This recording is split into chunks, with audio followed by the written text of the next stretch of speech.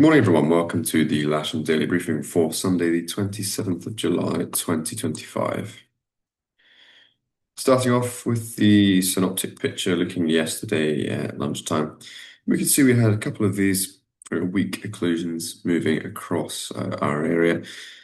Not a huge amount of weather associated with that, a little bit of low cloud starting to begin and a couple of bands of light showers.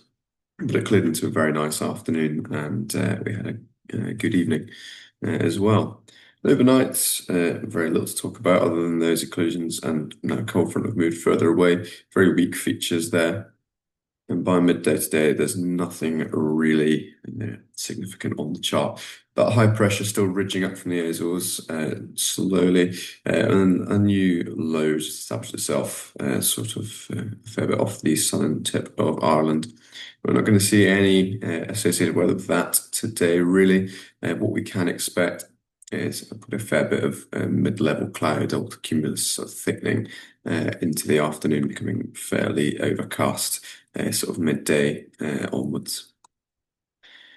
Outlook for the next couple of days. There's not a huge deal on those synoptics there. That high continuing to move its way further in, and then possibility a bit of frontal activity on Tuesday. Sat pick for today.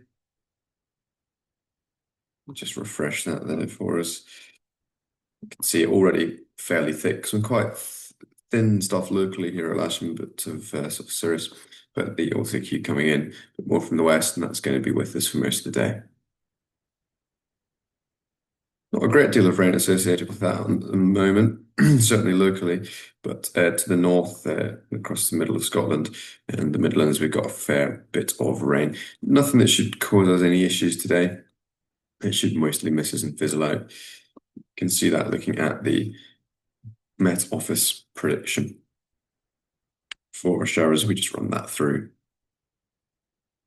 See, it's mainly inland from us, a little bit to the south down towards the Isle of Wight, but into the evening clearing as well. Farnborough Taff, they're looking at 3205 knots, so light northwesterly, visibility of greater than 10 kilometers with few at 4,500 feet. And there's a prop 30 in between 11 and 4 local of 7,000 meter vis and showers. Spot winds to the south, northwesterly 5 knots, that's 300 at 1 and 2,000 feet. At 5,000 feet, we're looking at 15 knots on 330. To the north of us, it's similar, 320 around 10 knots. On the ground, looking at windy here, northwesterly and becoming northwesterly flow across the airfield there, fairly light, between sort of 5 and probably 7 knots, gusting towards 10 or 15 later in the day. Yeah, the local forecast on the Met Office, just confirming everything we looked at there. Not a great deal to be said. Fairly cloudy day. Northwesterly winds 7, gusting up towards 15, 16 knots. Reasonable visibility, much lower UV than we've been used to, but it's still up there with some 5s and quite sort of moderate humidity. GFS giving us around a peak of about 22 degrees in the warmest part of today, possibly not reaching quite that temperature, but we will see, and the dew point around 7. Looking at the webcams here, you can already see that upper cloud beginning to thicken. Fairly moderate northwesterly breeze there, and we can expect this cloud to thicken up throughout today. Temperature-wise, we're up to 16 locally with a dew point of 10.9.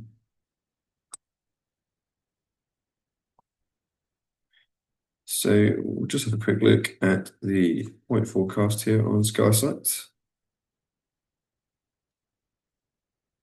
You can see, despite that fairly thick cloud, it should be soarable underneath for much of today, potentially up to 5,500 feet with climbs.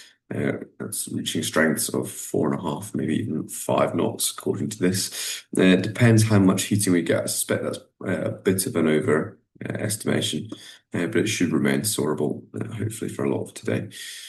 Thermal top winds, northwesterly again, about starting off peaking around 18 knots mid-morning and then reducing to between 10 and 15 for the rest of today.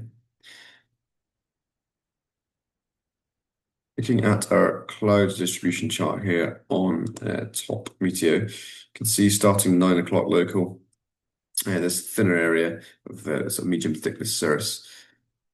If we run that through hour by hour, you can see that medium and thick AutoQ tracking in from the west, and by 1 o'clock local, that should more or less be over us there.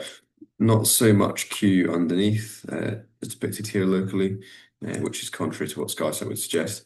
But then maybe recycling towards sort of 3 o'clock, and we might have a bit more embedded Q underneath. And that runs all throughout the evening and not clearing, certainly becoming cavic for the youth group. I beg your pardon for not becoming clear later on this evening, but it should remain flyable all day.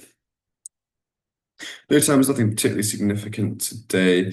At 23, you've got Camberley, they're doing dropping flares. That's not until later on this afternoon and into the evening. Up at 25 will be West Ilsley. That's paraglider winch launching up to 1,900 feet. And 11 is just an amendment to the Goodwood 80Z. We'll move on now to the local brief.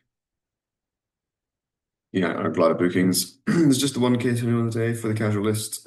Number 4, SH4 and SH7 are allocated to the final day of the Silver and Beyond course. And there's a K13, beg your pardon, available for trial lessons, but we do have K21 capacity if you so wish. And there's plenty of single seater availability on both fleets. It's 3 in the casuals at the moment, and we've got 1 instructor as at present. So thank you very much, Dave, for volunteering. And of course, the simulator is available as normal.